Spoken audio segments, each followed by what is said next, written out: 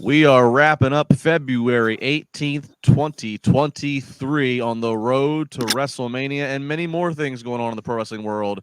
And it is an interesting time to be a fan. No shortage of things to talk about.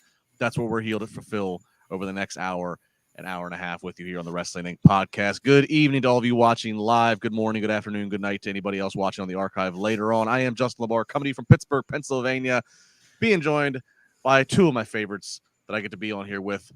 First, we'll go down south to beautiful Puerto Rico. She is the NYC Demon Diva, Issa. And then up north of the border, where all the action was tonight in WWE Universe, from Toronto, Ontario, Canada. He is former WWE referee for more than 20-plus years. He is Mr. Jimmy Korderas. Jimmy, how are you tonight? I'm doing well. We're going to talk about it, but I enjoyed this evening very much for two reasons. One, Elimination Chamber, and two, our heated rivals, the Montreal Canadiens, took a licking from the Toronto Maple Leafs. Issa, it is fun when wrestling is good, and it's even better when wrestling is good and it's on a Saturday night. We don't got to get up for work the next day. I'll give you one more. It's even better when Roman Reigns is your favorite. Okay. Indeed. We got some time until Listen, real talk right now. Yeah. What a fun event. I had a great time watching this PLE from beginning to end. Bravo to WWE, because I personally I was not bored.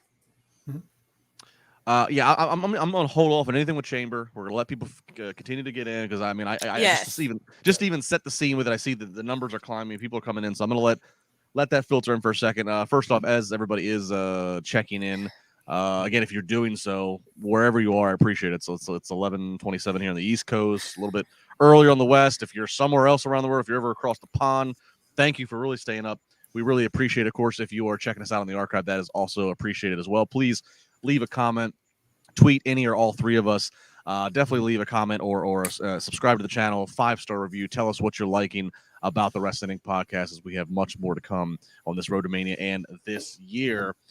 It has just been a crazy 24 hours when you want to look at headlines. So let's start with some headlines before we even jump in to Elimination Chamber. And I'm going to start with what was going down last night on Twitter. Please. There was blood in the Twitter streets, and it was going down between the owner of All Elite Wrestling, Mr. Tony Khan, and Ariel Helwani, notable MMA and WWE journalist. A fraud. Yeah, depending on which side you're on of this. So let's set the scene here. So first off, WWE, of course, they were in Montreal also last night for Friday Night SmackDown. They're doing a doubleheader in Montreal here, SmackDown and then Chamber. Ariel Helwani, who works for BT Sport, which is WWE's television provider in the United Kingdom. That's worth noting. Helwani did the narration, did the voiceover for a video about Sami Zayn and his main event match against Roman Reigns. This aired across WWE's programming and distribution.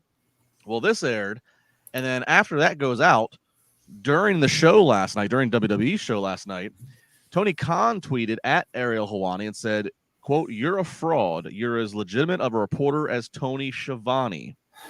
Tony taking not liking the fact that Ariel Helwani is doing this voiceover work, is involved essentially in the setting up of a major angle here, major title match. Helwani did not sit around long. He responded, "Thanks for watching, old friend. Can't wait for our next chat. Also, don't listen to Snowman, Schiavone. You're a legend in my books." Oh my God. No, man. Wow. He went there, bro. Okay, so and to give a little context before we toss it out here, to give a little context for anybody who's still like, what is this? Ariel Helwani, a longtime journalist who covered MMA, covered pro wrestling. Helwani did an interview with Tony Khan this past fall. It was probably the highest profile interview Tony had done after the famous brawl out shenanigans between Punk's press conference and then what happened. And Helwani straight up asked Tony Khan, and Tony Khan said, "I appreciate the question," but he didn't answer it. And among many other topics on the interview, Tony kind of gave vague responses, as you say, and Helwani after the fact then said that was probably one of the most frustrating interviews he'd ever had. Yep. So just to put that perspective, and then this, so Tony saying you're about as legitimate as Tony Schiavone working for me, trying to find the scoop backstage. And then Helwani firing back, thanks for watching, old friend. Can't wait till we chat again, another interview. And then calls him Snowman while saying, Tony Schiavone, you're still a legend to me. Issa, go ahead, please.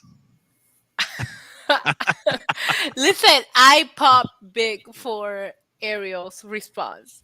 The Snowman, whatever he's feeding into, whether it is into the IWC and the rumors, I don't care. I pop for it.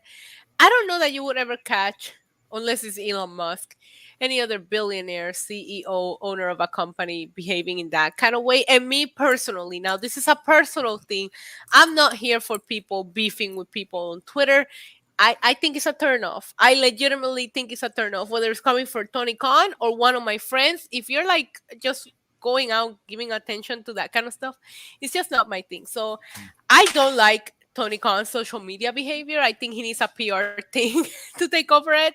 But at the same time, I did pop for Ariel's response. So it's just not the way that you should be behaving. You're not just the owner of AEW. You own, you're part of the Jaguars. You're part of other big companies. It's just, look, it's not. Jimmy, this was some Twitter tough guy stuff. Is this a case of where, Tony, is this a case where when you have that much money in the world, maybe you just kind of feel a little bit like you can say or do whatever you want to say or do? I don't know if that's what it is, but when you are a businessman and you are in a big business like he is, and he's as much money as he has, you have to at least present yourself like you are a businessman. You don't sound like a Twitter tough guy coming out there and throwing jabs at Ariel Helwani because maybe you have a little beef with him over something that happened a little while back. It just doesn't look professional. It looks amateurish. It looks sophomoric, for lack of a better term. It just from a presentation standpoint, it doesn't make him look good. Of course, his fans will feed into it. And they'll just say, "Oh, there we go. There's our owner." No, it just doesn't look very professional at all. And Ariel Helwani has probably 3+ times the following that Tony Khan has. Just throwing that out there. But he's a fraud. I thought you were going to say the following that AEW has. Agree. Also, he's past 1 million. AEW can't even hit 1 million viewers. No shade. I've been drinking too, so pay no attention to what I say. But, Tony Khan at 300,000 going after Ariel. I have always. Even before he started covering pro wrestling, when he was just doing strictly MMA, I have always been a big fan of Ariel's work. So maybe going after Ariel just wasn't a thing that I'd be, get behind on Tony Khan's side. I think Ariel does a great job. He's from Montreal. I love seeing him on SmackDown tonight. I love seeing him being part of AEW. And even before the Tony Khan interview, Ariel has been covering WWE programming. So I don't understand why this came as a shock to him. I don't. It just comes off very petty. Very petty. But you can still do petty and still come out on top. He didn't. And then his response to being called a snowman was, "Good luck with the unbiased journalism."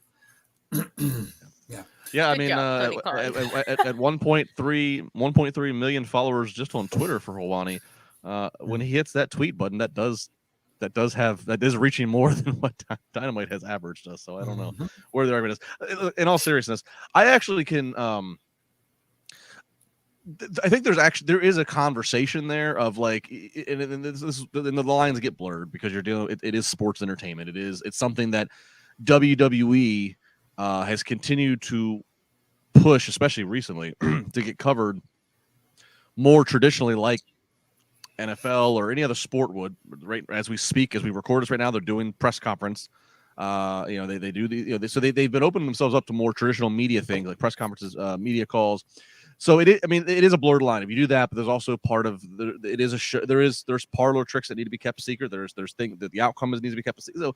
So it's a weird blurred line. So I can even appreciate a conversation being had of somebody who is employed by a TV distributor who's supposed to be covering, interviewing. I think there's a conversation. There is a journalism ethics conversation somebody wants to have. I don't think it's a fiery one. I just think it's a conversation of how has the media evolved? How do you treat something that is so unique to pro wrestling and sports entertainment?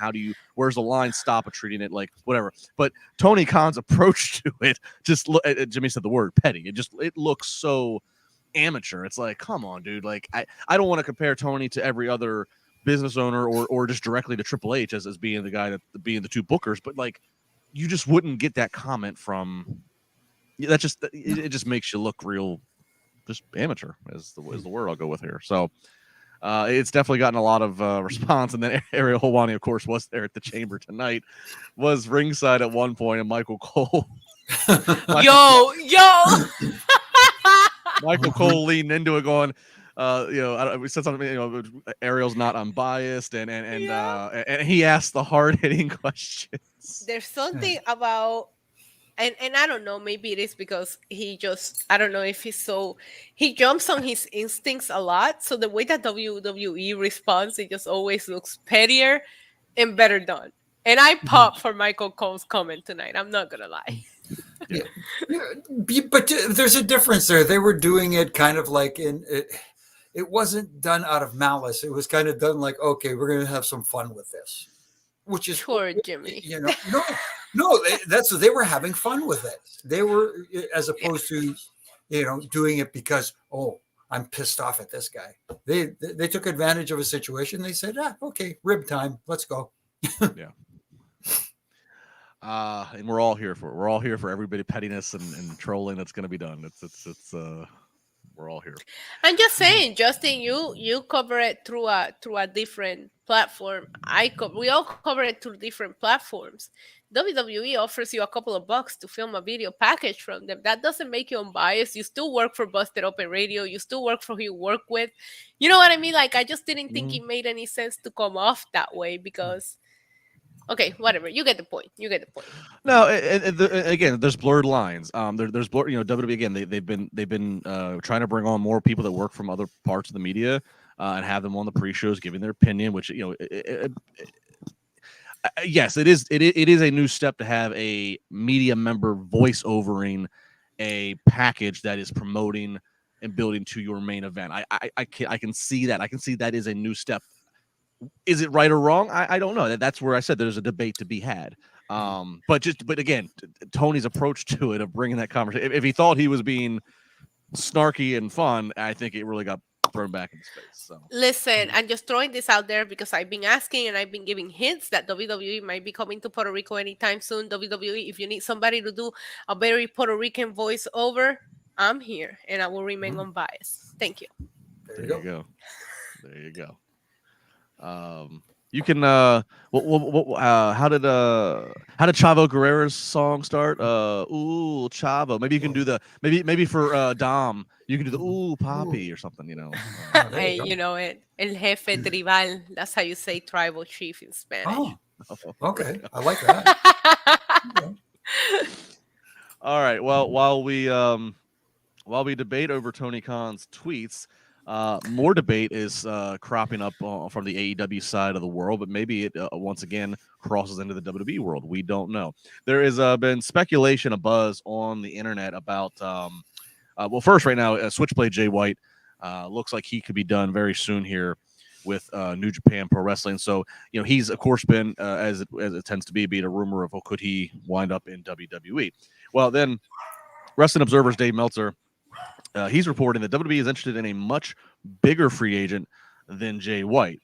Having said that, according to Fightful Select, who has noted that there's some interest, and then WrestlingNews.co, they're all saying that Kenny Omega is of interest to WWE. WrestlingNews.co goes as far to say that is the bigger free agent that Dave did not name specifically. Fightful Select does note, however, that while Omega's contract initially was supposed to be expiring, I believe, in February in this month, that it's possible that some time could be added to it due to the injury time off that Omega missed. So it's not clear yet when his contract is up with AEW, but it seems the one thing everybody can agree on is that there has been interest from WWE's side. Jimmy, this is of course notable because I think if this story, if this is the story 13 months ago, I'd have a hard time believing. But we already saw one of the foundation members, one of the EVPs in AEW leave and go to WWE. Of course, that's Cody Rhodes this time last year. So I think it brings a little bit more attention to the fact of, could WWE offer enough money, enough of a good situation, and does Kenny watch the presentation and treatment of Cody Rhodes and go, I like some of that? Yeah, it's anything is possible in this world of professional wrestling. It's not so clear cut. Yes, it is us versus them when you're playing for the other team. But at the same time, let's be honest. Everybody growing up in a certain era grew up watching WWF/WWE, and with WWE being the number one promotion out there right now, that is their goal. And if it's possible for Kenny to make more money there and get hit, you're talking about a great story, being brought in. Maybe you can tie that story between him and Cody together into WWE. You left us to come here. I came to show you that this isn't the place to be. I've come to take you out, or whatever the case may be. Some kind of story like that, or but. As far as whether there's validity to this story, of course there's probably validity to the story, because I think everybody at one point or another, whether they say, "Oh, I don't want to work for them because they're too strict and they keep us a little more handcuffed," whatever the case may be, still it is the number one promotion in the world right now. Issa, Jimmy said something, and I've said it to Jimmy before. Maybe I don't know if it's on the air, but I know I've said it off the air, and I texted it to somebody else tonight. I texted this very thing, and Jimmy kind of alluded to it, and I want to bring it up to you, which is that is the one advantage. That is one of the biggest advantages that WWE has. They have a 40+ year head start on AEW in the sense of most of your locker room, they grew up as kids, or when they were bumping and training and throwing up and doing all the things you have to do, paying your dues. And when you're riding the road for a lot of hours for little money, you do all of it with that innate drive of you want to one day work and headline WrestleMania, not Double or Nothing. And I say that just out of because WrestleMania is a 40-year, almost 40. Well, it's almost that's the advantage you have. And so, especially when you're somebody like Kenny Omega, who's gone to the top of the mountain in AEW. He's already done what to do at AEW. That's an advantage that WWE has over a lot of talent, is that they can say we're the dream that drove you for all these years, and so they express some interest. I'm not saying everybody's going to come over, but if they bat their eyes at them, you're at least going to listen. 1,000,000,000%, LaBar. You're absolutely right. And let's just keep everything that you say aside. Any wrestling company, including the biggest in the world, you'd be an idiot to not want to go for Kenny Omega, a world global star known everywhere. And if you're Kenny Omega, you also be an idiot to at least not look at what they have to say. You already did your thing in New Japan. How many dream matches are left for Kenny Omega in AEW? Everything left for him to do right now is in WWE. So listen, whether he ends up in AEW or WWE, I think it would be silly to not expect this conversation to be had. At least a conversation to be had between both of these parties. Kenny Omega is a big star. I have a lot of dream matches for him in WWE. And I think if I'm WWE, I'm shooting my shot. And if I'm Kenny Omega, I'm going to at least look at it and decide if I'm swiping right or left on it. So, and if you're Kenny Omega, you're smart to listen. And oh, by the way, if the fact that you are listening, if that happens to float and get to the internet and get to Tony Khan's desk, that's okay too, because that's called negotiations, my friend. That's called leverage. That's exactly how you do it. We heard so many people, even Brock Lesnar. How many times have we heard that Brock Lesnar was negotiating with Dana White to get more money from WWE? This is how you do it. You got to play the game. Yep. No pun intended. Yeah, right. It's okay if Kenny Omega lets it slip to somebody it gets on the internet that he's listening to a WWE offer. All of a sudden, you go back to TK. Hey, Tony, what are you going to give me? That's the way to do it. And he's just going to go on a podcast and cry about contract tampering because that's what he does. There you go. Looking at some super chats again. If I don't get to them right now, we will have them bookmarked to get to once we get to that part of the show. But this one about All Elite Wrestling, and this will be the last we talk about AEW here in the news block, and that's Huffman Elite Training, $10. Thank you. Saying I've lost most interest and respect for AEW compared to when it was created. I really hoped it was similar to ECW and provide a great alternative to WWE, but it has been a clown show. Khan is a problem. You know, that general timeline take. When AEW launched Dynamite, there was a lot of buzz. It was so unique. It was so fresh. And Raw and SmackDown was so redundant and formulaic as it had been. Dynamite had a lot of momentum. Pandemic hit. I think AEW handled a lot of the pandemic better from the way that they presented their shows. WWE tried with the Thunderdome, but I think the way AEW did it, I just think it came off better if I look back at it, honestly. But yeah, really, the last year and a half, and especially the last 6 months, the advantage that WWE has of all these decades is starting to show, and the inconsistent rookie element that the disparity is starting to show, and I think that super chat kind of sums that up. My favorite thing about Huffman's super chat is the word alternative. I did think that AEW felt like an alternative on the beginning, maybe even up to that, like you said, that pandemic era. Once we came back from that, it started feeling like they were competing, and it just hasn't felt the same. There are some things about AEW that I still enjoy. There are some things that I wish that would change, but they do not longer feel like something completely different, which is what I really, really hanged on to on the beginning of AEW being created. And I still hope they go back to that. Yeah. Like the references every week that to the other team, yes, I get it. There is a bit of a competition there. You want to draw their audience. You want to become the number one brand. But like you said, Justin, 40-year head start. And here's a company that's gone through some ups and some downs.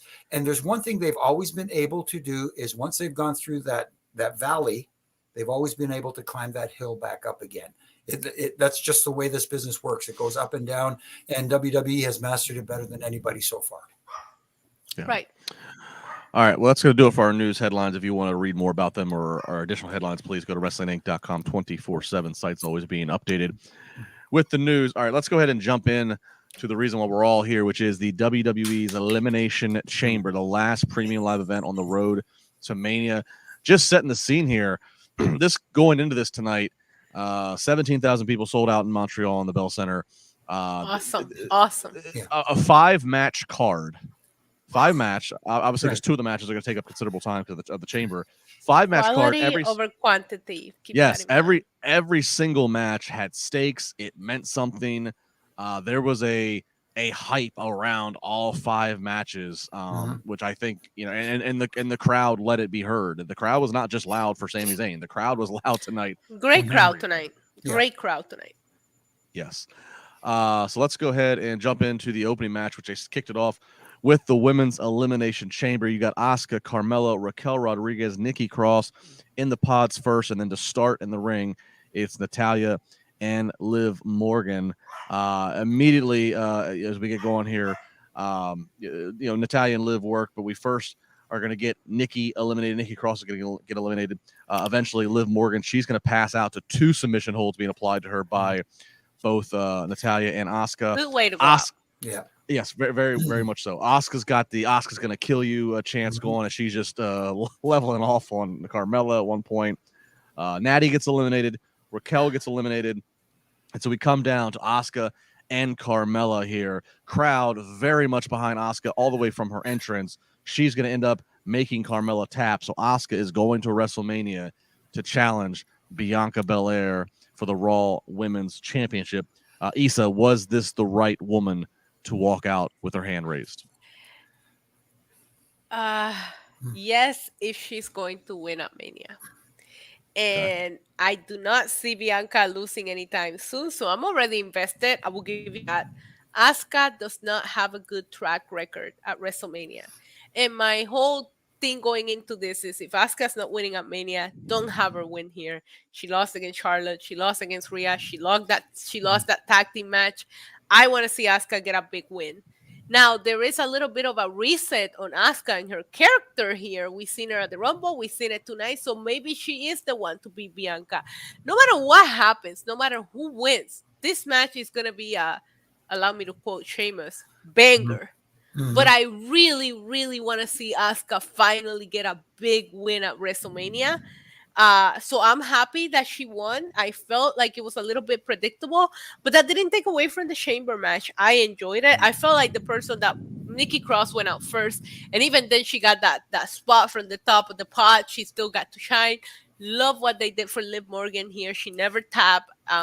She has such a great showing at the Rumble. I didn't think she was winning here, but I didn't want her to just get pinned easily, and she didn't. I also did think that Raquel came off great. Natalia always looks good. I have fun. Was it my favorite chamber match of the night? No, the men killed it tonight. But that doesn't take away from how much fun I had watching the women in this chamber match. Jimmy, when I was making my predictions for Wrestle Rumble, I put Asuka down. Asuka's who I tweeted because, as Issa said, there's been a reset with her character since she came back from Rumble. A lot of momentum. She didn't win Rumble, so it kind of felt like she's going to win here. Having said that, though, as I put Asuka down, my number 2 would have been Carmella, just because it's like, all right, the winner's going to challenge Bianca, a very over babyface. Asuka is getting the babyface reception, so they don't often go babyface versus babyface in Mania matches anymore. Are you surprised by this, and is Asuka the right choice? I am a little surprised by this. As far as the right choice, I think I have to agree with Issa here. It depends on the outcome at WrestleMania. It's easy to say now that yes, she's the right choice, or no, she's not the right choice. It depends on what the end game is, and that for me is important. I mean, you could have made an argument for someone like a Liv Morgan, who's over really big right now, or a Raquel. Yeah. Who's a young star who's on the rise, but at the same time, again, if it was Raquel and she was to go to WrestleMania and not win the title, then what was the reason for her winning here?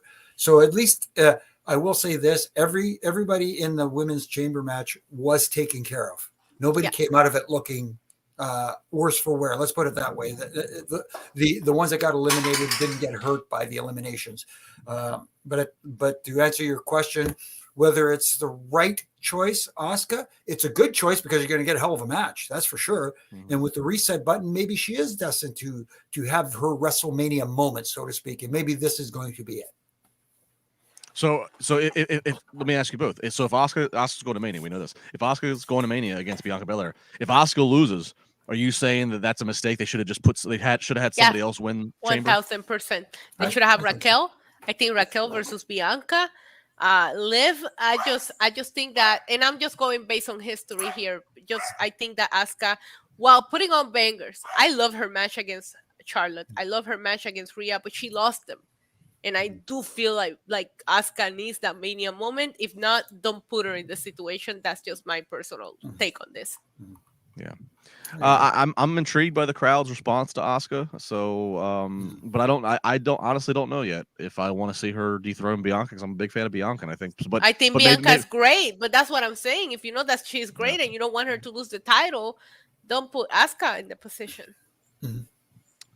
So we'll keep an eye on how that builds to Mania. Sheet Black, $4.99. Thank you, Sheet, saying everything got better after the women's elimination chamber match. Unfortunately, I didn't like the women's version. Like Issa said earlier, it was the lesser of the two, but I still thought it was a really good chamber match. Oh yeah. I would even hate to tell you this. My least favorite match was Brock and Bobby. And we'll get into it. Yeah. We'll get to that. We'll get to that. By the way, Issa, I know I'm jumping the gun on this. I just noticed though when you moved closer, I just noticed you are wearing your Roman Reigns jewelry. I got this at WrestleMania 32 because I'm a real ride or die. Okay, I'm not a bandwagon that got it here when he became the tribal chief. I've been here since day one. Okay, WrestleMania 32 in Dallas. My nephew bought this for me, so this is my favorite Roman Reigns merch that I own. You've been acknowledging him from day one. You know it, LaBar. You know it. I know. All right, moving on. I know you worship him, and I know you worship this guy as well.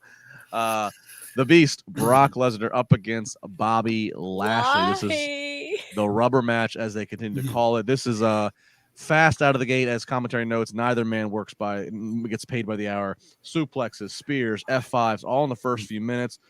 Brock gets put in the hurt lock, that full Nelson from Bobby Lashley, and then Brock kicks his leg back, low blows Lashley right in plain view of the ref to see it.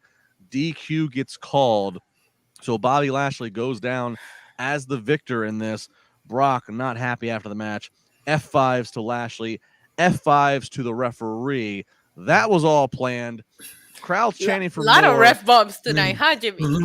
He well, hang on, we'll get to that in a second. He F5s Lashley then outside to the announcer table, and then they go to hit the music, and I think we saw another Rumble situation. Brock decided to keep the segment going. Yes, I called it. Poor Chad Patton gets pulled out of the ring and ends up having to take the F5 onto the rumbles of the carnage of the broken down announce table. Jimmy, we have to go to the ref first. Okay. To your reaction of Brock losing via DQ, obviously a protection situation to protect both he and Bobby. Are you okay with it? No. I was enjoying the match up until that point. I thought they were both, it was a hard-hitting match. They were both selling well for each other up until that finish, because that finish, you heard it. You heard it tonight. Bobby was basically the heel. Brock was the babyface. That crowd loved him.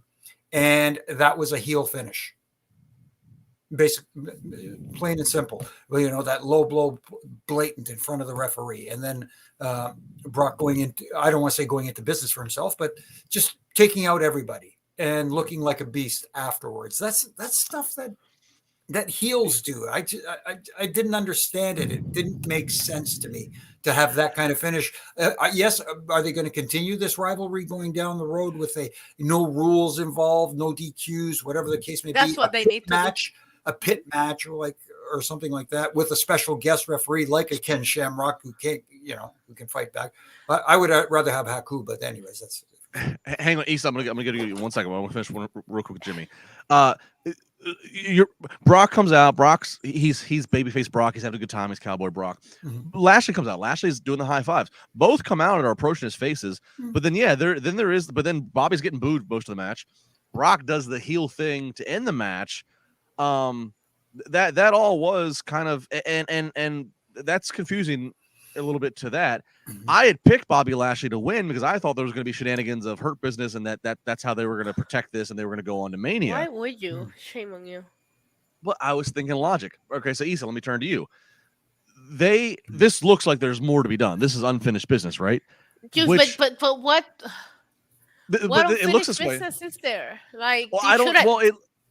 Well, I don't know. It looks like it's unfinished business, but maybe not. And then the other factor on SmackDown, Bray Wyatt and Uncle Howdy put out notice to whoever walks out between Bobby and Brock. So I don't know. So I guess go ahead. What are we doing? Yeah. So Bray Wyatt has a death wish. We don't need to get into that. We'll see where that goes. I have an important question before I give you my opinion.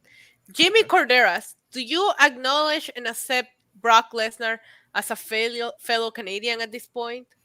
Maybe that's why he was getting cheered, because he does. He was. Like Yes, he like a hometown guy. He fought out of Canada for UFC 200. I have that jersey. Like, this man is very proud to live there. So I had a feeling that the crowd was going to be on Brock's side here tonight.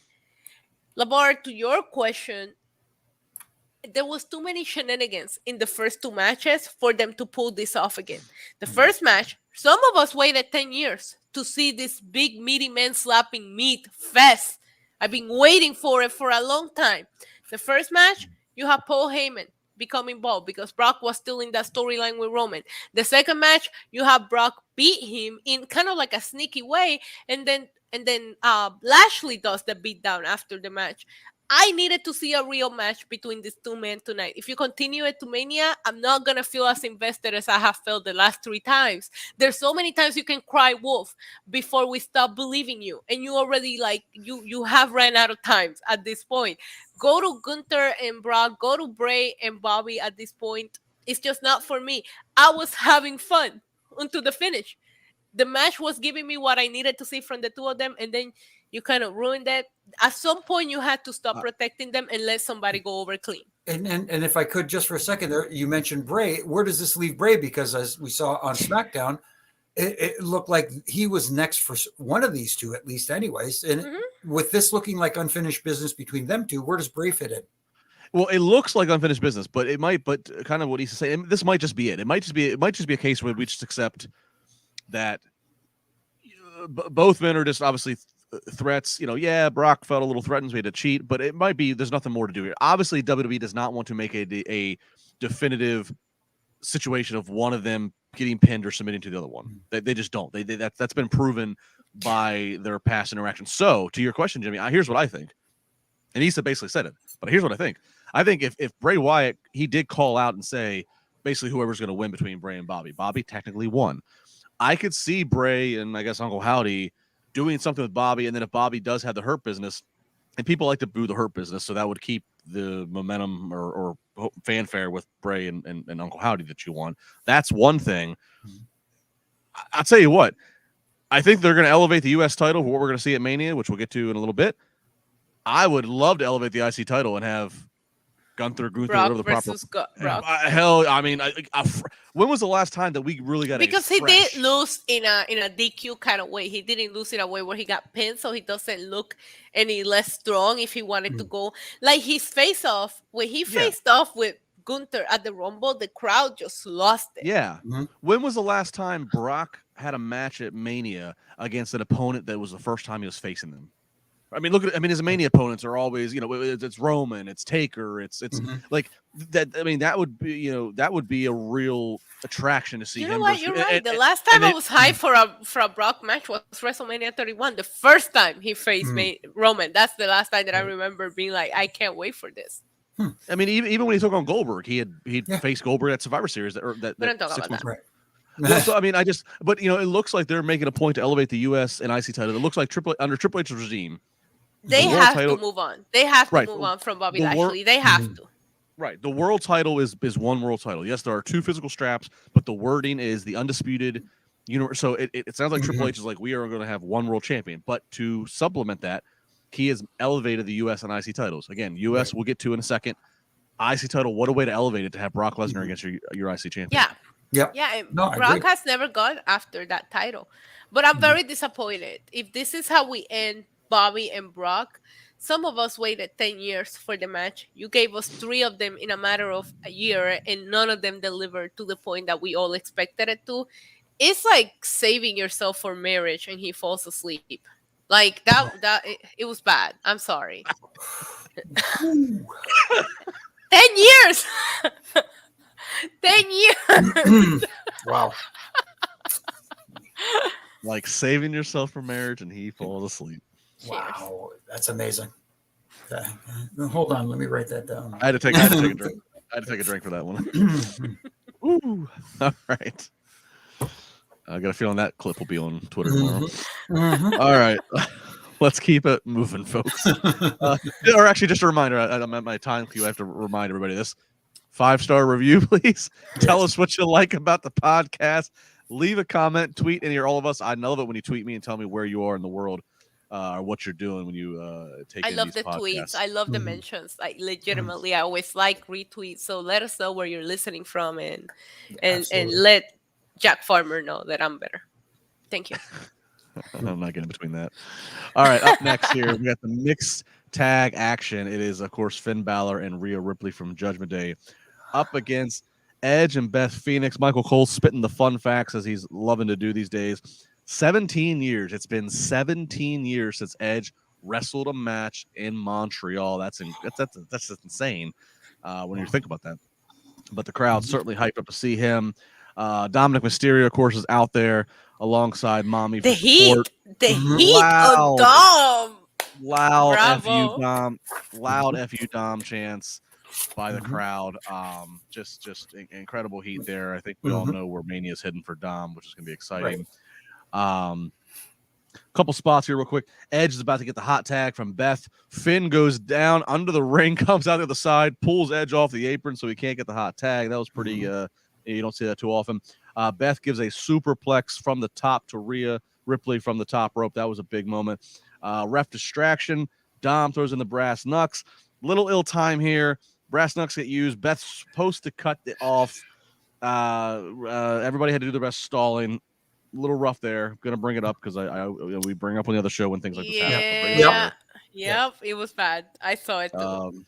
They had to reset. They had to reset from there, but I thought they reset and regained to get out of this to the finish.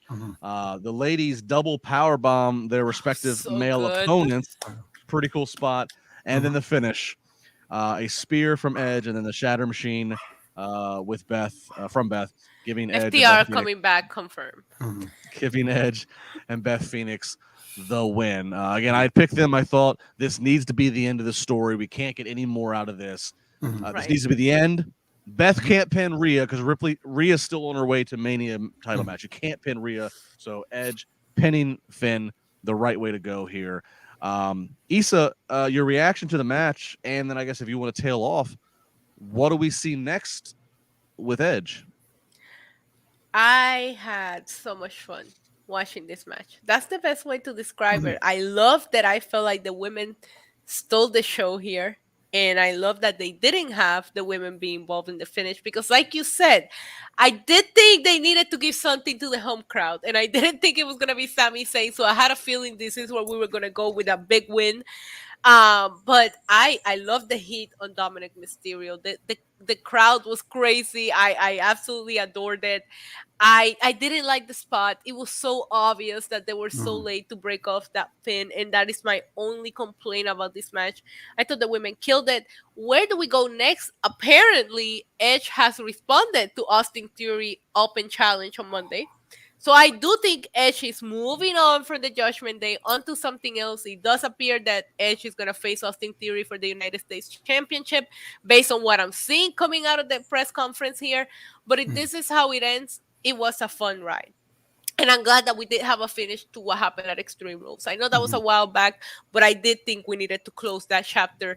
Very well done. Shout out to Beth and Rhea. They were beasts tonight, and you love to see it. Jimmy, Edge wrote the foreword to your book. Yes. 3 count. It's on my shelf over here. I encourage everybody to go buy it. I your have reaction... it digital. I have it digital. I'm sorry, LaBar. I'm not cool like you. I have it on my phone, okay? Well, I got the old-fashioned kind, so that way I can have Jimmy sign it whenever I see him. I haven't signed my phone. Jimmy, is this the right call? Did Beth and Edge need to get their closure here? Yeah, I think everyone can move forward. The Judgment Day can move on, and you can get Dom and Rhea doing their thing, and Edge, like Issa said, it was funny that you said that because I didn't know that was said in the press conference because I was thinking, okay, what could be next for Edge? It would be to go after the Intercontinental Championship or the United States Championship, which is, oh my goodness. Edge is on Raw, so US. US the title. US title. Yeah. So go, and again, he could start that whole thing calling him kid and, hey, you old man, you retire again and whatever. And that makes perfect sense. And Edge is the perfect guy who could elevate Austin Theory, whether this happens at WrestleMania, unless that rumored WrestleMania match, I won't say what it is here, happens, but this could elevate Austin Theory and help set up that match for WrestleMania that's being rumored about for. Yep. The miscue there on the false was there. Even the brass knucks getting in there. I think Beth ended up getting in her hand. Whatever. Right. But overall, that aside, I thought what was done here was good. This is the end of the chapter that was needed. I love the coordination of the ring gear between Beth and Edge. I love the Bull Nakano homage that she did, which Corey Graves noted. Go ahead, Jimmy.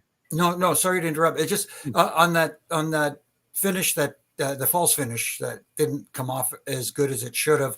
It just goes to show you that when you don't get too many reps in the ring, stuff like that can be a hindrance. Your timing can be off on certain things, and that's all. That's what it was. The timing was completely off, and yes, it was noticeable.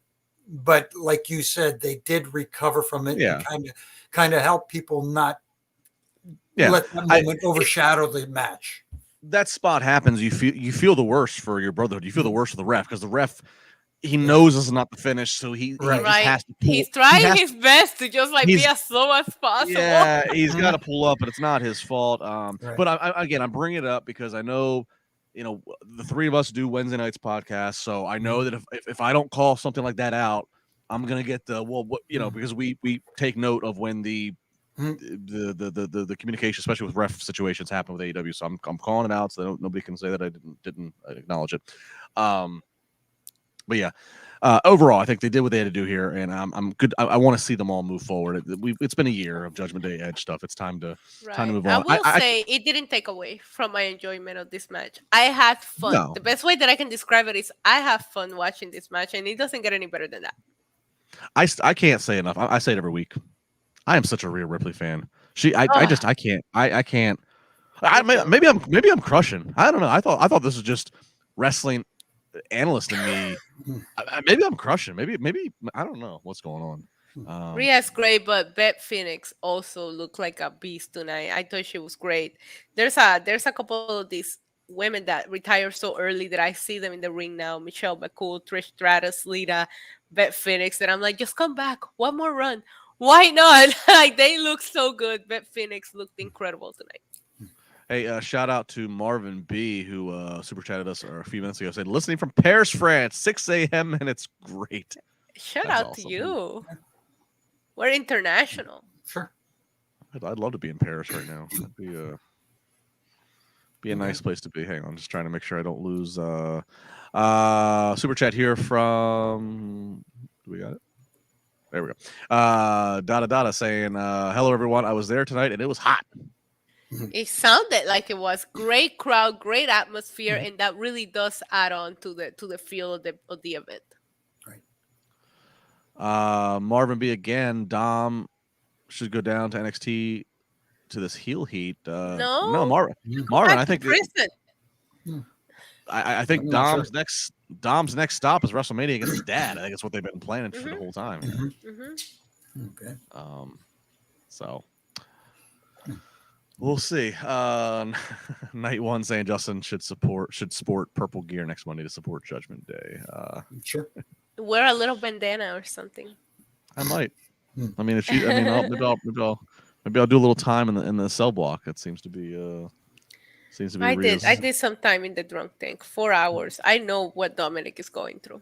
Did you really? Yo, yes. So I was at a bar. Shut up.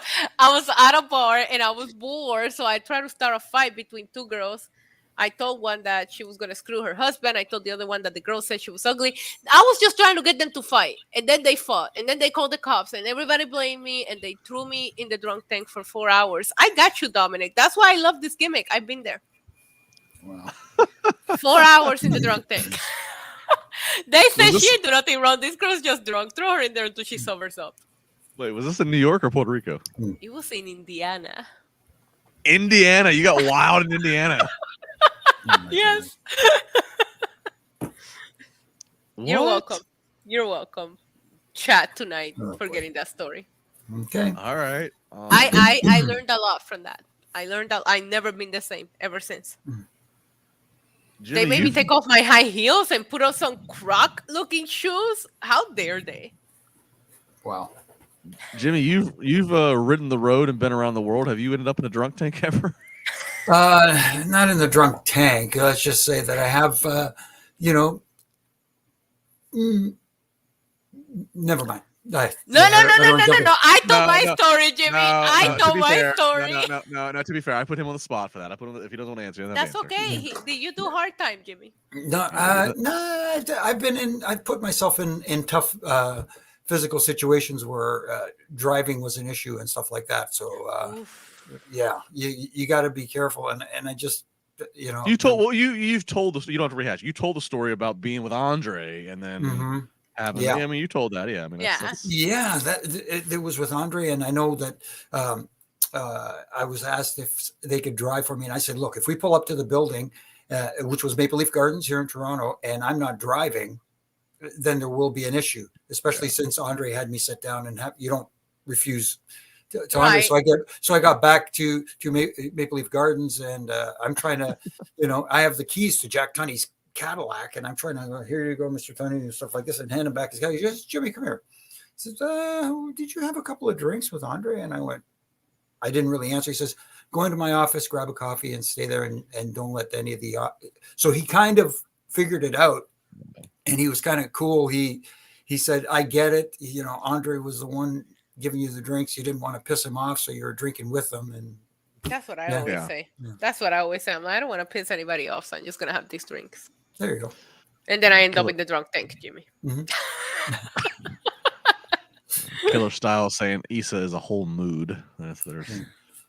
So I do give Jack Tunney a thank you for not, shoveling me out the door and just saying, "Hey, Right. you know what? I get it. You were there with the giant, and you just go sit in my office, have some coffees until you feel better." Respect, because I got snitched on. The cops showed up at the bar and everybody pointed the finger at me for trying to start the fight between the two girls. Don't snitch. Whatever you're doing, people in the chat, do not snitch. It's not cool. Right. Especially in Indiana. I Marvin mean, it's B. Indiana, LaBar. What do you expect? Marvin. I have. Never. I actually had one Indiana memory. Marvin B. No, I was just saying a year ago I wanted him to go down and talk about Dom. Wanted him to go down to NXT because he was not entertaining me, and now I want him to be beat by his dad and cheer for it. Yeah, I agree with that, Marvin. Yeah, me too. There was a segment where Rey Mysterio and Dominic showed up in NXT. They had that interaction with the Legado del Fantasma. Mhm. That was it. I thought Rey was there dropping him off, but that wasn't the case. Yeah, no, I think Marvin, we all can get that. Let me double check. She Black, Issa, maybe it's that good. That was a little bit earlier. Mhm. So I think I missed the timing on that Yeah. one, but sorry. Mhm. I think everything else we'll get to. When we Jay get White to it. just lost to Eddie Kingston. Yeah, Mhm. yeah, I see Oh. everybody's filtering in. So Jay I White. have So it. that means Look, I'm hardcore. Okay, I have it right here. I'm watching it. look at you. Multitasking, baby. And so the stip was it was him and Eddie Kingston, right? Loser leaves town stipulation. And Jay White, I was not expecting that, but Jay White and the contract rumors, this really gonna get the internet talking. I don't want. I mean, that's a whole other podcast. Like I don't know. Like if his music hits, is like or if his name shows up on the video wall, like is that night after Mania? I like is how big of a needle move is that? I guess is what I'm asking. You know, it's funny that you say that because I always go back to the 2016 Royal Rumble, and shout out to Mama Demon, as we call her on my streams. My mom is a big wrestling fan, but she watches the mainstream stuff.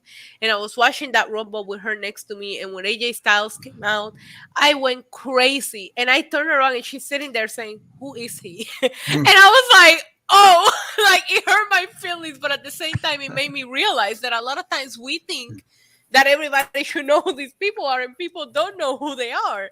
So I don't know what the reaction to Jay White would be in WWE. I don't. It doesn't matter where he goes; he's gonna be successful. He's a great wrestler. He's almost somebody like AJ. I got because AJ had been. Yo, AJ, my mom no sold AJ Justin. Like, well, but like AJ had been the face of TNA, and he had been, and he gone to the, and he had been about as big of a star as you can be, having never had a match on TV in WWE. AJ was when he made his Rumble debut, so I got that being a cold, and he got the reaction that fit, and obviously he's at this point he's a WWE Hall of Famer. My point, he's gonna, in my opinion. Jay White's almost somebody I would almost say, like, don't have him be the cold night after Mania surprise. Maybe do the backstory. Maybe do some vignettes saying that he's coming. Get the people buzzed up and waiting to figure out when he's going to make his appearance. Right. That my opinion. I know there's some fans out there that know his entire career by every match, and they're telling me that I'm crapping on him, but that's just. It was a big reality check for me as a wrestling fan, because I watch wrestling because of my mom. So just to see her lack of reaction to Styles back then, it like hit me where I was like, okay, there are people that are strictly WWE and really have no clue what's going on outside of that. Like that really does happen. Well, okay. All right, well, that'll certainly be something I'm sure we'll be talking on these podcasts as the weeks go on, as the rumor mill heats up. All right, let's keep it going with Chamber here. We got the men's elimination chamber match for the United States title. Of course, the champion enters the ring first. He's going to be in one of the pods, Austin Theory. Also in the pods, Montez Ford, Bronson Reed, and Damian Priest. The two men who are going to start it out in the ring are Johnny Gargano and Seth Rollins. Rollins, obviously, with the most experience in these chamber matches. out of everybody. Just a quick few highlights here. Montez Ford drops. He climbs to the top of the cell and chamber and drops, almost basically I hope he's okay. in a shooting star kind of formation. Mm. That was the first in the chamber here. We saw a triple super kick on Bronson Reed, then a curb stomp, then a frog splash. Finally, Bronson Reed is the first to be eliminated, but a good showing for Bronson Reed. Got a lot of heat from the Montreal crowd. Everybody was in the match before anybody got eliminated, which I loved. Right. Yeah, correct. And also Bronson Reed was protected because it took pretty much everybody to beat him. Right. So Reed's eliminated, but as Jimmy said, protected. Johnny Gargano, it looks like he's going to be power bombed off the top of a pod by Rollins, but Gargano counters that. It basically hurricanrana Rollins off the pod. I don't think we'd ever seen that before. That was a big spot. Gargano is eventually going to get eliminated, but again, great showing by him. Priest, he's going to get eliminated, but he had his shine, was dominating at one point. Yeah, I liked him in this match a lot. And then finally, Montez Ford. He was my pick, actually, for this. He does get eliminated after getting curb stomped, and then Theory capitalizes and pins Ford. Now, here's where things get interesting. Ford gets pinned, so now we're down to just Austin Theory and Seth Rollins. Ford is selling like that curb stomp may have concussed him. He looks like he's Batman. He's on Dream Street, rolling to the eyes. Refs come in, medical staff comes in. They have to open the chamber up. Bravo to Ford, who's really selling it, that it looks like he's dazed and confused. Well, while that chamber is open and they're getting Ford out, all of a sudden, here comes Logan Paul, who has been yapping at the bit with Seth Rollins. Logan Paul comes in, takes out and attacks Seth Rollins. That leads to Austin Theory's perfect opportunity for an A-Town down. Theory comes into the chamber as champion, leaves the chamber as champion. We'll table him. We'll talk about him in a second. But Seth Rollins and Logan Paul, Issa getting the heat from the Montreal crowd. This is going to be a very interesting WrestleMania attraction.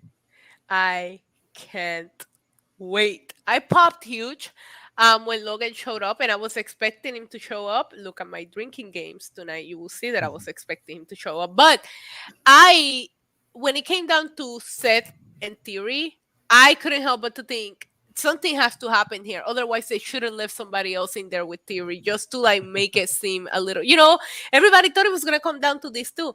I love seeing Logan Paul. I cannot wait to see what Logan Paul can do against somebody like Seth Rollins. We've seen him, be a little more limited. I think Seth is going to really bring out the best in Logan Paul. I can't wait. He doesn't need a title. So I think it is the right choice to not have Seth Rollins win here.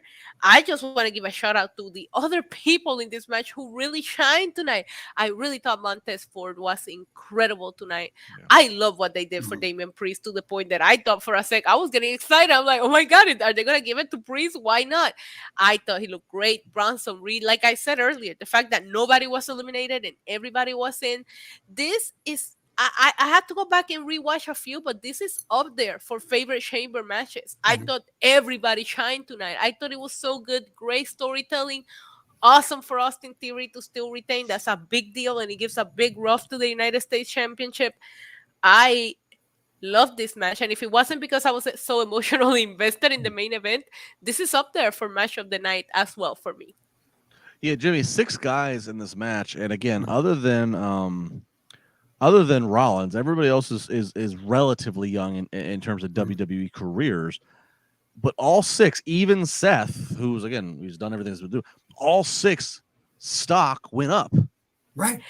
That's the challenging thing. That's hard to do. It is. Yeah. It is very hard to do. And that's a challenging thing about matches like this, because usually someone has to get sacrificed in this to make the others look good. But in this case, everybody came out shining in some form or fashion, even in a losing situation. And that is, I don't know, it's rare. Let's put it that way. It's rare, but I thought everybody came out looking good. Johnny Gargano came out looking good after this. Which he needed it. He needed it. Yes, he did need it. Bronson Reed needed this. Yeah. Like, everybody needed that good showing. And I'm sorry to interrupt you, Jimmy, but there was at one point or another where you're looking at everybody and saying, I don't mind if this person wins. I don't mind if this person. You're looking at all 6 of them. I don't care if any of them win, because they all looked so freaking good tonight. Mm-hmm. And getting to the point where, where Logan Paul enters the ring, the way that was done looks so well done, because a lot of people bought into, I hope that Montez Ford is okay. Everybody was hoping that Ford was okay, and then we saw that spot, and I went like, boy, maybe they rang his bell, and then when Logan Paul came out, I went, very creative, nicely done. Yeah. Well done. Yep. Yeah. Well done. I mean, I thought going into this that again, I thought Montez Ford. My logic was Rollins definitely not. He's got the Logan Paul thing. I was like, Gargano, not yet. They still haven't hit a stride with him yet in the on Raw. I thought Bronson Reed still too young, still too new, not young, too new to the audience. I was like, Theory, he doesn't need to. He doesn't need it. So then based on the rumors, right? I thought that's why I told you. I thought Prince was taking it. Even aside from rumors, just Theory doesn't need it. You know what I mean? So it came down to me to Ford or Priest. Yeah. But then I'm like, I could even see Priest. I can see them bringing your boy Bad Bunny back. I was like, I don't know. And so Ford to me really felt like this was the time. I thought this was going to be the one. But it wasn't him. It's okay. But I'm okay with Theory retaining. We'll that. I mean, I would have to think. Theory's going to take on Edge. Okay, on Raw. He's going to, I assume, retain and beat a legend. He's going to start running his mouth. And I mean, look, John Cena versus Austin Theory for the U.S. title. Again, if you're going to have one world championship, if you were combining the two straps and Roman is one world champion, this continues the project of making the U.S. and IC titles as big as possible to the point to where they could headline shows that Roman's not on. Right. And Austin Theory up against John Cena would be about the biggest thing you could do. Mm-hmm. I'm happy. I love this match. It's up there for me as far as favorite chamber matches of all time. And the fact that 6 people were in there before any elimination, and I was thinking any of this guy could take it right now, and I will be perfectly okay with it.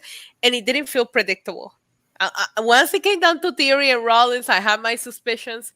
Montez Ford shine. I think this is a coming out party. Maybe we are moving into his singles run. I don't want the Street Profits broken up. We did it with the New Day, where some of them went on to become successful. Xavier Woods won King of the Ring. Biggie and Kofi won titles. You don't have to break up the Street Profits for Montez to have a single run. So keep that in mind, please. No, I agree with that. Andrew Ung, $9.99 super chat earlier. Thank you, Andrew. Saying Montez selling was incredible tonight. Him falling down by the door had me worried about him. Yeah. Then he goes on to say, then when Logan Paul showed up, I knew I was got. I hope Ford gets a push soon. Same. I kind of figured, I was like, all right, what are we doing here? Because they showed the replay. First off, they showed the replay of the curb stomp. Right. Yeah. If somebody's legit hurt, they're not going to show replays until they know if they're okay. So when they showed the replay, I'm like, all right, well, that's kind of telling.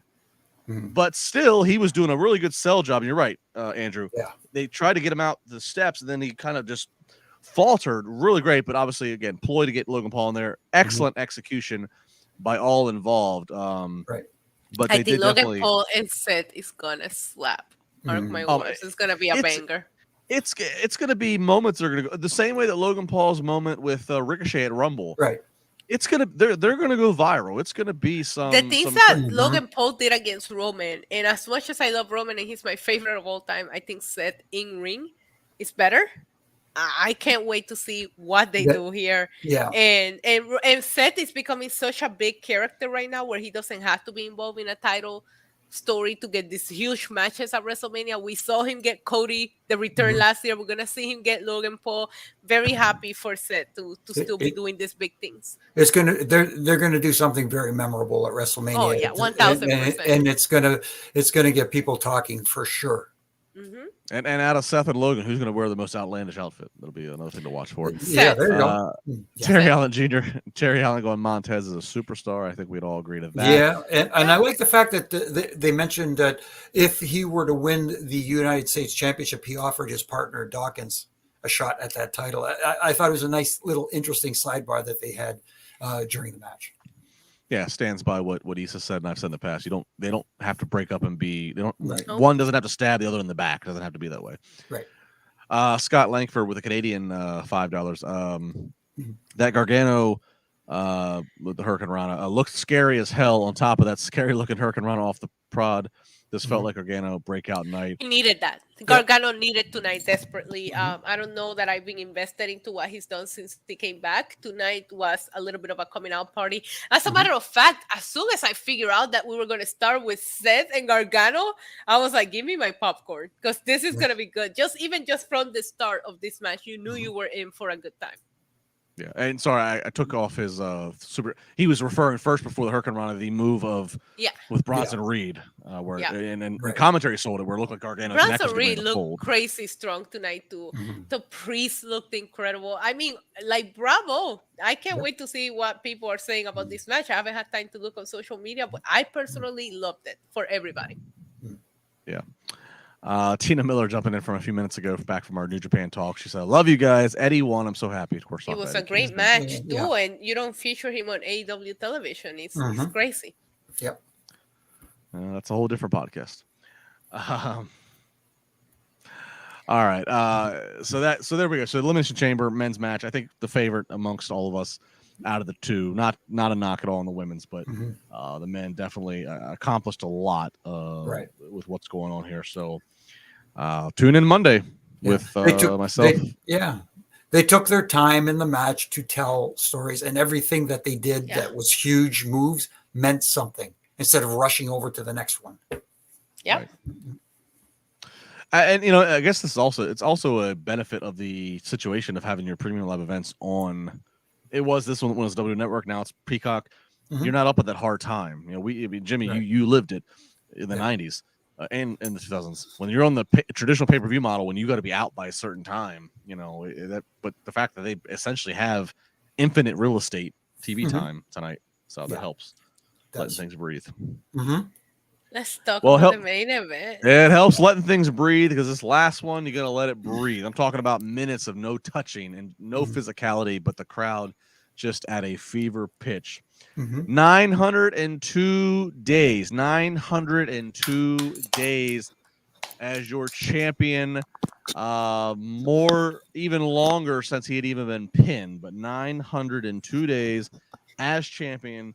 Roman Reigns enters against Sami Zayn. They played it right. Reigns comes out first, milk the entrance, milk the heat. At least a minute of time after his music is done of just letting the crowd engage and chant at him until Sammy's music hits. That's an entrance of itself. Sami going around the barricade at one point to friends and his wife, who would be shown regularly. This is definitely a touch of the new regime. Previously Vince and them, family would sit in that hard camera section, but not often shown unless they were part of a big angle of the story. Sammy's they wife did is post an interview with Sami Zayn's wife all on their social media and their YouTube today. I had a feeling this was going to play a part. Just the amount of camera cuts they did. This felt different. It felt organic, quite frankly. Roman versus Sami. Heavy FU Roman chants going on for this Montreal Please, crowd. we don't need to talk about that, LaBar. Please, move on. Sweetie, I'll mute you. I have the power to mute you. Right now, she's muted. Look at that. Wow. Look at that. Look at that. Don't get. She's trying to. Don't you try it. All right. Minutes of just fever pitch. She goes away. Minutes of fever pitch reactions before they even touch. Great match. Let's get into the climax here. Sami gets his own Superman punch in. Sami gets 2 haluva kicks in. A Blue Thunder bomb. There's a ref bump. The first. Jimmy Uso comes in, attacks Sami Zayn. 1, 2. No doing. False finish. Second ref bump. Roman Reigns has got a chair. Here comes Jey Uso. What's Jey going to do? Jey does not hit Sami with the chair, despite Roman's request of such. Sami accidentally spears Jey. Jey's out of the fold. Roman Reigns starts to abuse Sami with this chair. And finally, the match ends with a spear from Roman Reigns. Roman Reigns does retain his title 902 days and counting. Before we get to that, let's talk about the post-match. As Roman Reigns has won, Jimmy jumps back in, starts beating on Sami Zayn. KO's music hits. KO comes out. Stunners for everybody. Paul Heyman starts swinging at him. Stunner to Paul Heyman. Sami gets a haluva kick on Roman Reigns. So Roman Reigns has defended and retained his title. There are still fractions amongst the bloodline. Sami does stand tall with his music playing aloud, with his best friend having given him an assist. Issa, I will turn to you because I know that you have so much emotion invested in this. Super chats, we will get to you shortly. Issa, take it away. I don't know what emotions you think I have invested in this. I've been telling everybody that Sami Zayn was a traitor and Roman Reigns was winning tonight. And of course, as always, when it comes to Roman Reigns, I was right. Was it done right? Yes. I liked it. I love seeing the Usos showed up. I love that they got the Kevin Owens. I will say, and this might shock people, it is getting a little bit repetitive. I need to see something different from the bloodline, from Roman Reigns, Jimmy Uso, the ref bumps. It's overdone. And it was great tonight because emotions were high and we were all invested. But going into Mania, no matter what happens, whether it's Cody, whether it's a triple threat, no matter what, I just need to see a different kind of win from Roman. But I love the crowd reaction. I just love how invested we were. I don't know where we're going with this. To me, it doesn't feel like it's done. But there was never a doubt. I tried telling everybody, including Glenn, that Roman was winning here. I'm not shocked. I mean, this is what I expected to happen. Predictable, actually. Thank you. Jimmy, we have questions that need to be answered, so it's a reason to tune into SmackDown. Jay did not deliver that execution that Roman wanted, and then Jay got accidentally speared by Sami. So there's questions there. I ask you this. The predictable but logical scenario would be, if Roman Reigns is defending his 900-plus days championship against now Cody Rhodes on one night of Mania, that on that same night or another night of Mania, the Usos with their 500 and something day tag team reign would defend it against Sami Zayn and Kevin Owens. That's what I think we're going to get to. Do you agree? And or is that the best use of all parties involved, given Sami's elevated rub of his now that he has? It makes the most sense right now. It does, anyways, is to have Kevin Owens and Sami Zayn, because they have been presented as good friends for many, many years now, to be the ones to extract the tag team titles from the Usos. And that being said, it also lends to a great story, Cody's story of going after the main championship, the undisputed Universal Championship of Roman Reigns. So it from a make sense standpoint, I think that is the direction to go in, because this is the story that's being told for a long time now, and people are thoroughly invested in it. And yes, some people say, well, you can see it coming, they're telegraphing it, but that's the beauty of it. It's being done so well. It doesn't matter if they're telegraphing it. It's like Issa said, nobody expected Sami Zayn to win the title tonight, but still, the crowd bought in. Those false finishes tonight, some of them were incredibly close and done so well. So you could still tell that story, even though the expected outcome is what you expected. Yes, and we have some super chats we'll get to, even a question for you, Jimmy. But before we get to them, I'll say this again, and I said something like this on Busted Open. Well, first off, I always say this: it's okay if it's predictable, if it's logical. But I'll say this with Sami, they had you bite a few times. I mean, and props to the ref, props to Roman for the timing of the 2 7/8 of some of the kickouts of where you thought, man, maybe we're gonna see Daniel Bryan 2014, right, where we've called the audible. But I stand by this, and it's not a knock; it's just reality. Fans want to see Sami Zayn beat Roman Reigns because of the storyline. Roman Reigns just happens to be the world champion. Fans also want to see Cody Rhodes fulfill a career and a dynasty and a legacy and be WWE World Champion in a WrestleMania main event. it doesn't matter who that world champion is. It doesn't matter if that world champion is Roman Reigns, Brock Lesnar, Bobby Lashley, Drew McIntyre. It doesn't matter. People want to see Cody Rhodes become world champion. People want to see Sami Zayn beat Roman Reigns, who just happens to be the champion. That is the difference right here. And I think this was the right call, all things considered. Now we move to where the heart of the drama is, which is between Jey Uso and Sami Zayn at this point. And it's going to put the bloodline front and center Mania weekend. Roman's going to be defending his historic title run. The Usos with their tag title run. This has been here for a while, so let's get to it. Corey Pride, Jimmy, would you have taken all those ref bumps? I don't know, ref bumps tonight. Would I have taken all those ref bumps if they asked me to? If that's what they wanted, hey, I'm a professional. I do what's asked of me. Would I want to take them? The F5 from Brock, probably not. Yeah, but then again, hey, that's what I get paid for, right? That's right. Tommy O, $10. Had a great time watching the Premium Live event tonight, and as a bonus, I watched Issa on her channel throughout the Roman Sami match. Priceless. Have you called your doctor yet about your 120 plus heart rate? I was checking my heart rate throughout that main event because I was too invested, and I actually got up to like 130, but I do have a heart condition where my heart rate is usually faster than normal. So a 120 is like slightly fast for me. But I have not called my doctor, no, but I went through some emotions during that main event. Thank you for checking out the channel, Tommy. Her heart was beating like a lab rat. You literally. All right. Mark, $9.99. Roman is up there with the greats for near fall kickoffs. Oh, yeah. Getting that shoulder up. Kurt Angle is at the top of my list. Who's up there for you guys and lady?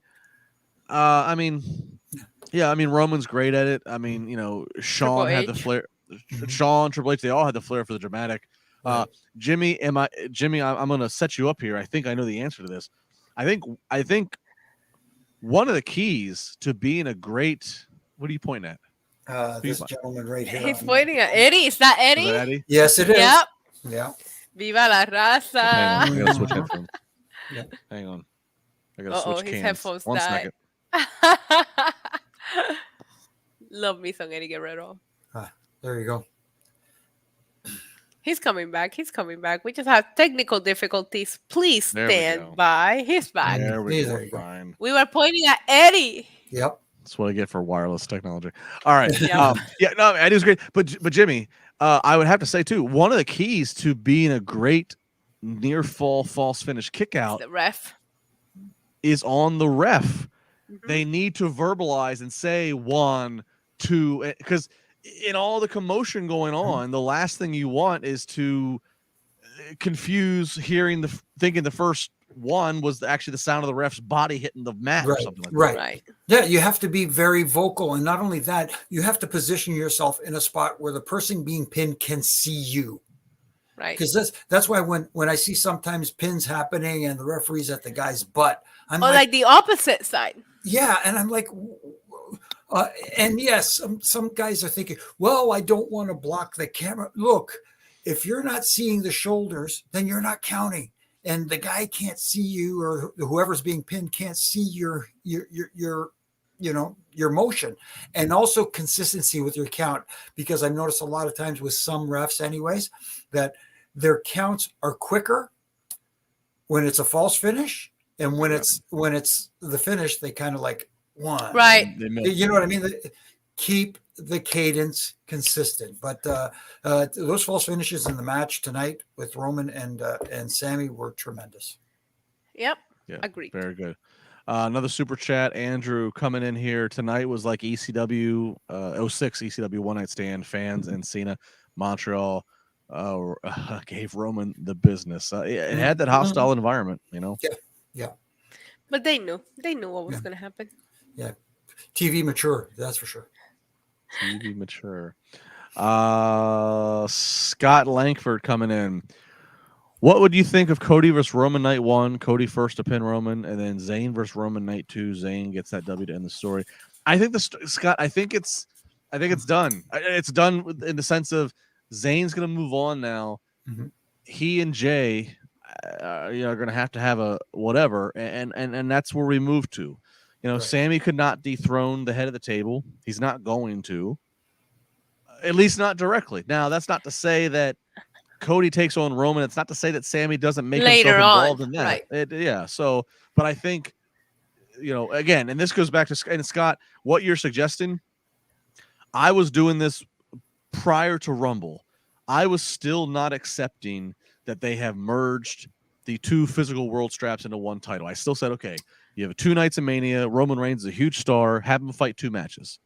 But it is clear that they want to consolidate and go back to one world champion, which is the better philosophy. I But to do that, why you all think that Roman is gonna lose. He can fight both nights. He's not losing either one. It doesn't matter if it's Sami Zayn. It doesn't matter if it's Cody Rhodes. It doesn't matter who it is. He's not losing. Like, he's gonna make it to 1,000 days. Mark my words. Clip it. I will pin it. He's gonna make it to 1,000 days. Speaking of which, I thought it was very interesting tonight that drawing comparisons. Michael Cole gave us the Bruno Sammartino and Ivan Koloff story. Yes. I didn't like the fact that he stated that Ivan Koloff was from Montreal. He should have said that when he emigrated to North America, he made Montreal his home.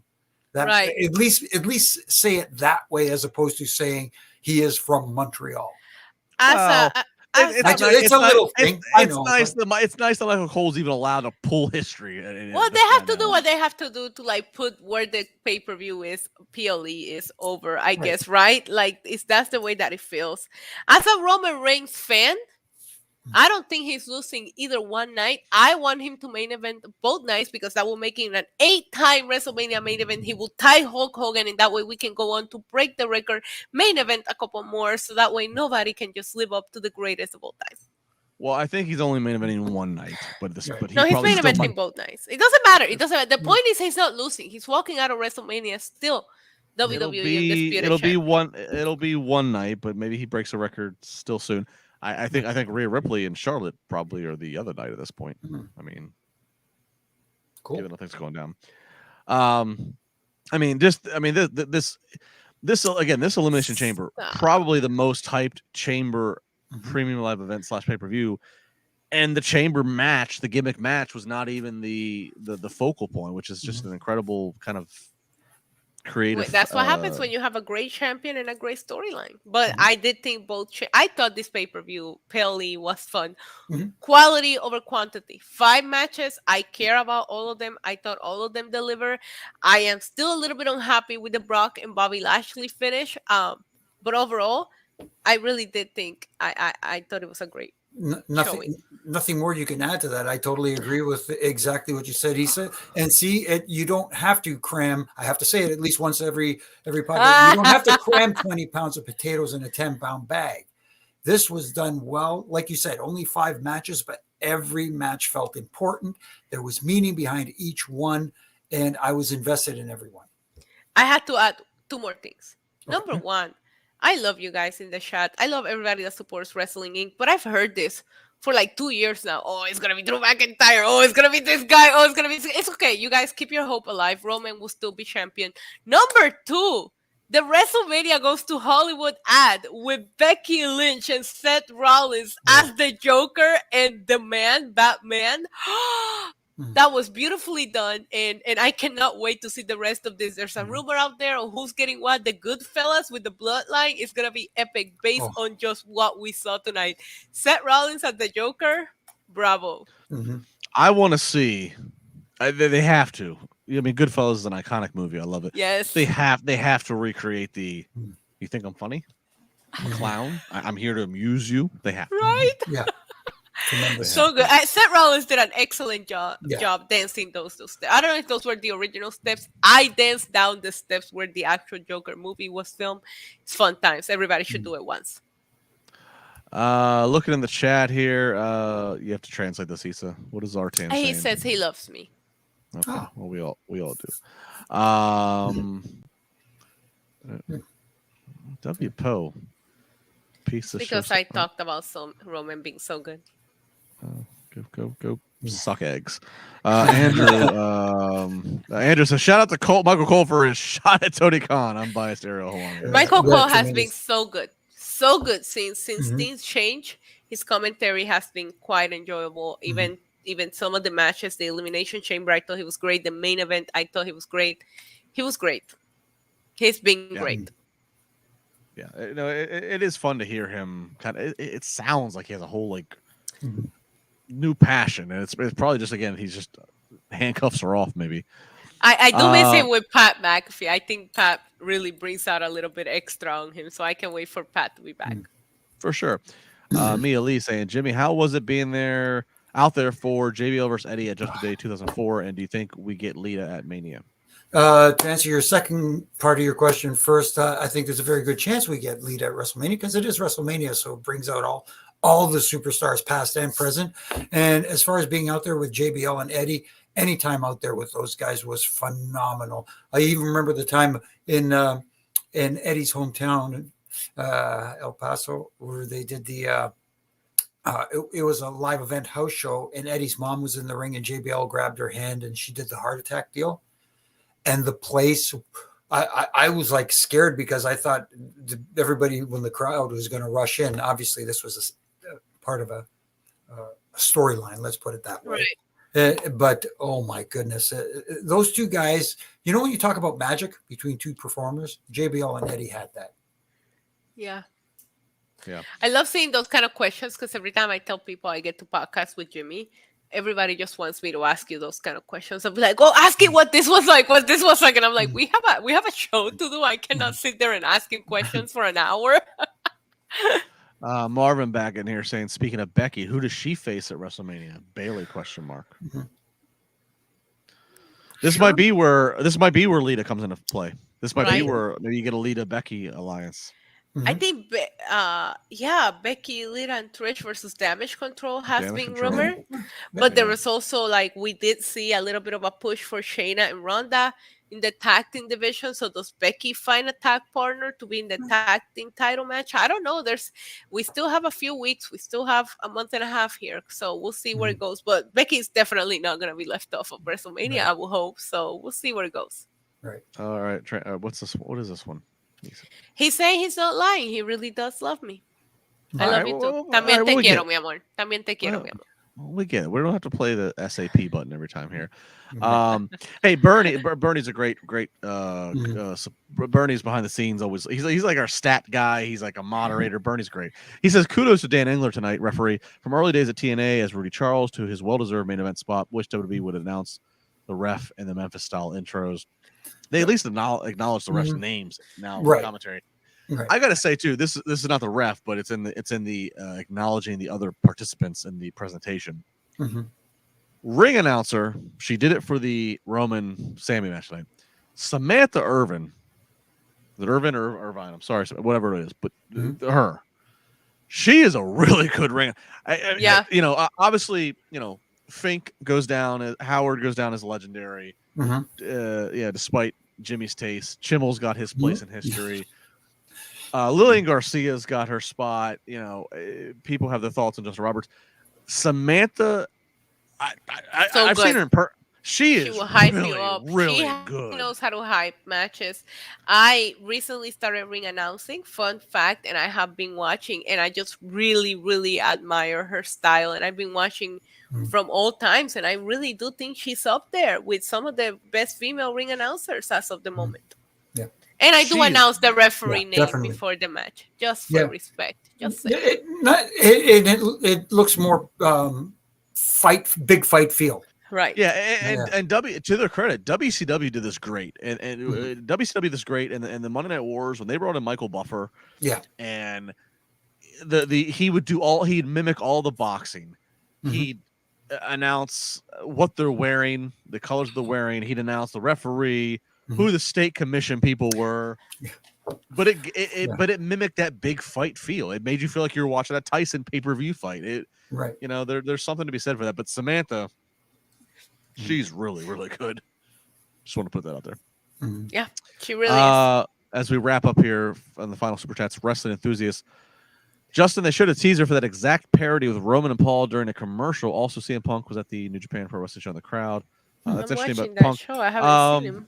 I didn't know that, and so Roman and Paul, so they did the Goodfellas thing. All right, that's cool. I mean, I haven't Okay. seen that. I missed Yeah. that. I didn't I see missed it. it I too. must have missed it. I Yeah. missed it too. That is the one weird thing. So it's on Peacock tonight. Again, I've said this before. I have Xfinity cable, so I don't pay anything specific to Peacock. I get Peacock rolled into my cable bill, my very expensive cable bill. I get it rolled into. I don't know if I see everything that WWE necessarily puts out there because I have to get a certain amount of ads in between the matches. So I don't know. Right. But thank you for letting me know. All right. Fink is the GOAT. Yes. Bernie, good. She had the hometowns in the announcement tonight. She didn't mention them much. That's right there. Justin, East, and Jimmy, Samantha or JoJo? I'm going to go Samantha. I'm going to go Samantha. Me too. Unanimous.